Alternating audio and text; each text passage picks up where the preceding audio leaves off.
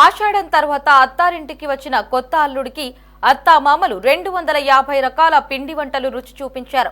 పల్నాడు జిల్లా వినుకొండ గ్రామానికి చెందిన తాత రమేష్ తన కొత్త అల్లుడికి 250 రకాల వంటలతో స్వాగతం పలికి అటు అల్లుడిని ఇటు స్థానికులను ఆశ్చర్యానికి గురిచేశాడు.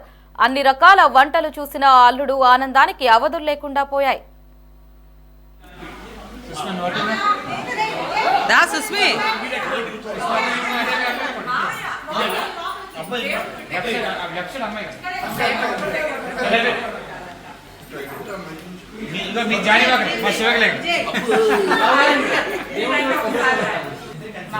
కొంచెం పెద్ద ప్లేట్ పెద్ద ప్లేట్